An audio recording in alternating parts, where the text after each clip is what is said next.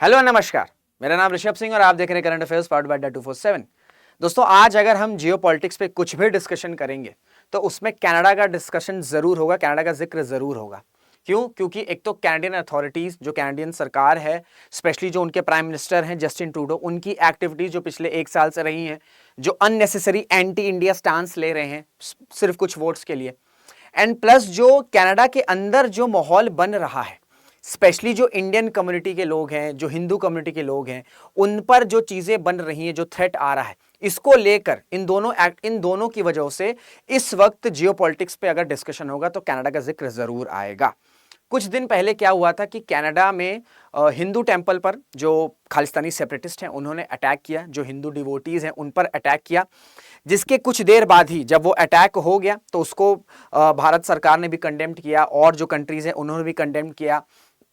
उसके कुछ देर बाद ही हिंदू प्रीस्ट उन्होंने स्पीच दी। उस स्पीच में उन्होंने कहा कि अगर हम बटेंगे तो हम कटेंगे। जैसी ये स्पीच दी, इसके बाद उन प्रीस्ट को जो कनाडा की सरकार है उनको हटा दिया। लेकिन 2 दिनों के बाद ही वापस से उनको रीइंस्टेट भी कर दिया, वापस से उनको वही पोजीशन पे दे दिया। और रीजन कनाडा की सरकार ने यह दिया कि हमने इन्वेस्टिगेशंस करी और इन्वेस्टिगेशन से हमको यह समझ में आया कि कुछ भी क्रिमिनल रॉन्ग डूइंग नहीं हुई है, उन्होंने कुछ भी ऐसी क्रिमिनल रॉन्ग डूइंग नहीं करी है स्पीच देते वक्त, इस वजह से उनको वापस से वो पोजीशन पर रीइंस्टेट किया जा रहा है। लेकिन कनाडा सरकार की जो एटीट्यूड रहा है, जो कनाडा सरकार का एटीट्यूड रहा है, उसको सिर्फ इस चीज पर मान लेना कि कोई भी क्रिमिनल रॉन्ग डूइंग नहीं है, इस वजह से वापस से उन प्रीस्ट को पोजीशन रिस्टोर कर देना, इस पे थोड़ा सा डिस्कशन चल रहा है। क्योंकि इस वक्त एक सिनेरियो ये भी हो सकता है कि उन्होंने ठीक है इन्वेस्टिगेशंस करी होगी और उसके बाद वापस से उन प्रीस्ट को रीइंस्टेट कर दिया। लेकिन कुछ एक्सपर्ट्स का यह भी मानना है, क्योंकि इलॉन मस्क, डोनाल्ड ट्रंप जो है वो प्रेसिडेंट बन चुके हैं यूएसए के, और इलॉन मस्क ने अभी कुछ ऐसा स्टेटमेंट दिया है जस्टिन ट्रूडो के लिए, तो उस वजह से भी ये हो सकता है कि कनाडा जो है उन प्रीस्ट की पोजीशन को रीइंस्टेट कर दिया। तो क्या स्टेटमेंट है, ये सारी चीजें समझने वाले हैं, तो इंपॉर्टेंट वीडियो होने वाला है, इसलिए एंड तक जरूर से बने रहिएगा। थोड़ा सा आपको इंसिडेंट का बैकग्राउंड दे देता हूं। मैंने आपको बताया कि अटैक हुआ ब्रॉम्पटन, कनाडा में एक जगह है, वहां पर हिंदू टेंपल पर अटैक हुआ। उसके बाद जो प्रीस्ट है, हिंदू प्रीस्ट है, उन्होंने ये बोला कि अगर आप बटेंगे तो आप कटेंगे, जिसके बाद उनको हटा दिया गया। लेकिन वापस कुछ दिनों बाद ही उनको रीइंस्टेट कर दिया गया, वापस उनको उस पोजीशन पे बैठा दिया गया। और ये जो इंसिडेंट हुआ, ये बताता है कि किस तरीके से जो खालिस्तानी सेपरेटिस्ट हैं उनको सेफ हेवन प्रोवाइड किया गया है। वो कितनी बार हमने इंसिडेंट देखा है कि इंडियन फ्लैग की उन्होंने बेइज्जती करी है जो खालिस्तानी सेपरेटिस्ट हैं। अब इस तरीके से हिंदू जो डिवोटीज हैं, जो हिंदू टेंपल है, उन पर अटैक किया गया। कितने सारे जैसे जो सेपरेटिस्ट हैं, जैसे पन्नू हो गया, उन्होंने खुलेआम धमकी दी है। यूएस में बैठा जो यूएस का सिटीजन है, सो कॉल्ड यूएस सिटीजन है जो पन्नू, उन्होंने धमकी दी कि जितने भी हिंदू हैं, जो हिंदू कम्युनिटी के लोग हैं जो कनाडा में रह रहे हैं, उनको तुरंत चले जाना चाहिए, तुरंत कनाडा छोड़ देना चाहिए। कैसे कोई दूसरे कंट्री का सिटीजन ये धमकी दे सकता है? और उसके बावजूद कनाडा की अथॉरिटीज ने कुछ भी एक्शन नहीं लिया against Pannu. Rather than US ने यह स्टेटमेंट दिया कि इंडिया जो है वो प्लॉट कर रहा है कहीं ना कहीं यूएस के सिटीजन्स को मारने का। तो ये चीज दिखाती है कि कैसे एक सोशल डिवाइड पैदा करने की कोशिश की जा रही है with in Hindu community and Sikh community, जो बहुत टाइम से बहुत अच्छी तरीके से पीसफुली हार्मोनी के साथ रह रहे हैं कनाडा में। वो पीस को खत्म करने की कोशिश की जा रही है, जिसको खुद सपोर्ट कर रही है कैनेडियन अथॉरिटीज। तो ये जो कनाडा की सिचुएशन है वो बताता है। ठीक है, रीइंस्टेट कर दिया, ये एक इंसिडेंट है। लेकिन क्या सिर्फ इन्वेस्टिगेशंस हुई और क्या हम कनाडा की सरकार की इन्वेस्टिगेशंस को एकदम उन पर विश्वास कर सकते हैं जो अभी स्टांस रहा है कनाडा की अथॉरिटीज का? शायद नहीं। अब देखिए, जैसे ही डोनाल्ड ट्रंप जीते, इलॉन मस्क ने ये बोला कि हील बी गॉन बाय। अब हील बी गॉन बाय का मतलब है जस्टिन ट्रूडो जो हैं एक स्पेसिफिक डेट पर, उन्होंने डेट तो नहीं बताई, इलॉन मस्क ने ये कहा कि एक स्पेसिफिक डेट पर जस्टिन ट्रूडो जो हैं, जो कि कनाडा के प्राइम मिनिस्टर हैं, वो अपना ऑफिस छोड़ देंगे। यानी कि उनकी प्राइम मिनिस्टरशिप जो है वो उस पर खतरा कहीं ना कहीं मंडरा रहा है। अब आप कहेंगे सर ठीक है, इलॉन मस्क ने तो कहा है, तो इलॉन मस्क के कहने से क्या हो जाता है? इस वक्त जब डोनाल्ड ट्रंप जीत चुके हैं, यूएस के प्रेसिडेंट बन चुके हैं, ठीक है, यूएस के प्रेसिडेंट को बोला जाता है कि सबसे स्ट्रॉन्गेस्ट प्रेसिडेंट होते हैं दुनिया में। कोई सबसे जो स्ट्रॉन्गेस्ट प्रेसिडेंट होता है वो यूएस का प्रेसिडेंट होता है। और यूएस का प्रेसिडेंट जो डोनाल्ड ट्रंप है, उन्होंने कहा है कि आई लव इलॉन मस्क। ठीक है, बहुत बड़े अमाउंट पर फंडिंग, बहुत बड़े लेवल पर फंडिंग भी दी गई है इलॉन मस्क के द्वारा डोनाल्ड ट्रंप की पार्टी जो रिपब्लिकन पार्टी, और एक्सपेक्टेड है कि आने वाले सालों में बहुत से important government contracts Elon Musk की कंपनीज को मिलने वाले हैं, चाहे वो टेस्ला हो, चाहे वो स्टारलिंक हो, चाहे वो स्पेसएक्स हो। ये तो होगा ही होगा, साथ ही साथ पॉलिटिकल इन्फ्लुएंस भी बहुत ज्यादा बढ़ने वाला है इलॉन मस्क का।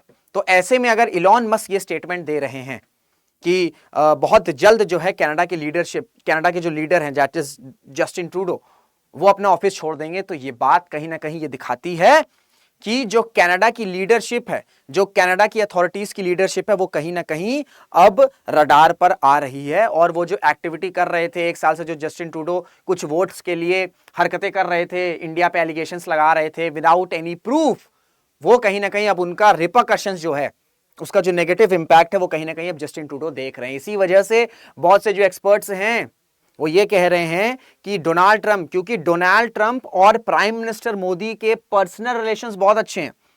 जब डोनाल्ड ट्रंप इलेक्शंस जीते तो प्राइम मिनिस्टर मोदी सबसे पहले थे जब उन्होंने उनको बधाई दिया, और उन्होंने ऐसे किया, my dear friend congratulations for winning the US elections, my dear friend. ठीक है, तो पर्सनल रेपो बहुत अच्छा है between prime minister Modi and Donald Trump. Prime minister Modi कई बार डोनाल्ड ट्रंप की तारीफ कर चुके हैं, प्लस डोनाल्ड ट्रंप भी बहुत ज्यादा ओपनली प्राइम मिनिस्टर मोदी की तारीफ कर चुके हैं। तो ऑलरेडी इंडिया यूएस के रिलेशंस बहुत अच्छे हैं। यूएस को नीड है भारत की इंडो पैसिफिक में, प्लस अब डोनाल्ड ट्रंप की जो वापसी हुई है उसके साथ जो पर्सनल एक रिलेशन है, जो पर्सनल रेपो है, जो ब्रोमांस कहते हैं between prime minister Modi and Donald Trump, वो कहीं ना कहीं जस्टिन ट्रूडो को नर्वस कर सकता है। और ऐसे में स्टेटमेंट आना इलॉन मस्क का, जो कि इस वक्त सबसे खास है डोनाल्ड ट्रंप के, तो कहीं ना कहीं इस चीज को, इस पर मोहर लगा दिया जाता है कि जो कनाडा की लीडरशिप है उससे कहीं ना कहीं जो अब नई एडमिनिस्ट्रेशन आने वाली है यूएस में, जो उसको लीड करेंगे डोनाल्ड ट्रंप, वो कहीं ना कहीं बहुत ज्यादा खुश नहीं है। तो ये जो रीइंस्टेटमेंट हुआ है, जो प्रीस्ट को वापस से उस पोजीशन पे रीस्टोर किया गया है, उसमें दो फैक्टर्स हैं। एक तो शायद वो जुडिशियल इन्वेस्टिगेशन हुई हो और उसमें उनको लगा हो कि हाँ कोई भी रॉन्ग डूइंग नहीं, कोई भी क्रिमिनल रॉन्ग डूइंग नहीं वो। और दूसरा इंपॉर्टेंट रीजन है कि इलॉन मस्क ने जो ये बात कही है कि जस्टिन ट्रूडो बहुत जल्द जा सकते हैं, तो हो सकता है कि शायद कहीं ना कहीं कनाडा इस चीज को रिपेयर करने की कोशिश कर रहा हो, सो दैट डोनाल्ड ट्रंप के साथ रिलेशंस थोड़े से, डोनाल्ड ट्रंप के साथ जब वो नई पारी शुरू करें डोनाल्ड ट्रंप, तो रिलेशंस कनाडा के साथ इंप्रूव होते रहे। प्लस ये जो इंसिडेंट हुआ, जो कनाडा में हिंदू टेंपल पर अटैक हुआ, हिंदू डिवोटीज पर अटैक हुआ, इसको वाइडली कवर किया गया है। ठीक है, इंडियन मीडिया ने तो कवर किया ही किया, साथ ही साथ वेस्टर्न मीडिया ने भी बहुत बड़े लेवल पर कवर किया है। तो इस वजह से ये कोई छोटी मोटी न्यूज नहीं रही, ये बहुत बड़े लेवल पर चली गई। और ऐसे में इलॉन मस्क का स्टेटमेंट आना कि जस्टिन ट्रूडो जो हैं वो बहुत जल्द ऑफिस छोड़ सकते हैं, ये कहीं ना कहीं दिखाता है कि कनाडा की जो लीडरशिप है अब वो रडार पर आ रही है। इसी वजह से विद इन जो जस्टिन ट्रूडो की पार्टी है उसके अंदर ही जो मेंबर ऑफ पार्लियामेंट्स वो कह रहे हैं कि जस्टिन ट्रूडो भाई आप जो हैं छोड़ दो प्राइम मिनिस्टरशिप, नहीं तो जो 2025 में इलेक्शंस होने वाले हैं, नेक्स्ट ईयर कनाडा में इलेक्शंस है, जो नेक्स्ट ईयर इलेक्शंस होने वाले हैं, हमें कुछ भी वोट नहीं मिलेगा। तो विद इन अब जस्टिन ट्रूडो की पार्टी है उसके अंदर ही आवाज उठ रही है कि जस्टिन ट्रूडो को हटा देना चाहिए, क्योंकि उन्होंने कुछ वोट बैंक की पॉलिटिक्स के लिए इंडिया जैसी इमर्जिंग इकोनॉमी, इतने इंपॉर्टेंट देश के साथ अपने रिलेशंस बिल्कुल खराब कर लिए। एक तो होते हैं थोड़े बहुत खराब करना, एक होते हैं बिल्कुल खराब कर देना। तो जस्टिन ट्रूडो ने थोड़ा बहुत नहीं खराब किया, बिल्कुल खत्म कर दिया है, ऑल टाइम लो पर चले गए, और अभी भी हरकतें इनकी ठीक नहीं हुई है। एस जयशंकर सर ने इंटरव्यू दिया, भारत के एक्सटर्नल अफेयर्स मिनिस्टर, उन्होंने इंटरव्यू दिया ऑस्ट्रेलियन आउटलेट को। ठीक है, उस ऑस्ट्रेलियन आउटलेट को, जो ऑस्ट्रेलिया का न्यूज़पेपर है, उसको बैन कर दिया। कनाडा जो फ्री स्पीच की बात करता है, फ्री स्पीच एंड एक्सप्रेशन की बात करता है, ठीक है, राइट्स की बात करता है, वो क्या कर रहा है, वो ऑस्ट्रेलियन आउटलेट को Indian external affairs minister S Jaishankar के इंटरव्यू को पब्लिश करने से रोकता है। तो ये सारी एक्टिविटीज जो है वो जस्टिन ट्रूडो में फंस चुके हैं। ना वो एक्सेप्ट कर पाएंगे कि उन्होंने कुछ पिटी वोट बैंक्स के लिए उन्होंने ये सारी हरकतें करी, और अब वो फंसते चले जा रहे हैं। प्लस उनके जो खुद के अलाइज हैं वो भी कहीं ना कहीं बहुत ज्यादा सपोर्ट नहीं कर रहे हैं। तो ऐसे में जस्टिन ट्रूडो बिल्कुल फंस चुके हैं अपने ही जाल में, और देखना होगा कि वो इस जाल से कभी निकल भी पाएंगे या नहीं निकल पाएंगे। लेकिन अब हमारे सामने दो सवाल खड़े होते हैं, क्या कनाडा में इस वक्त जो हिंदू कम्युनिटी है या जो इंडियन कम्युनिटीज के लोग हैं, क्या वहां पर उनके लिए खतरा है?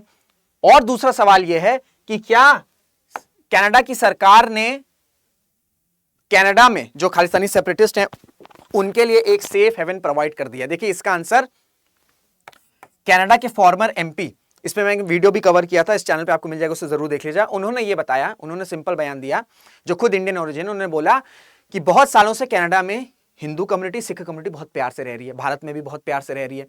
तो इस प्यार, जो पीस है दोनों कम्युनिटी के बीच में, उसको डिवाइड करने की कोशिश की जा रही है कनाडा में।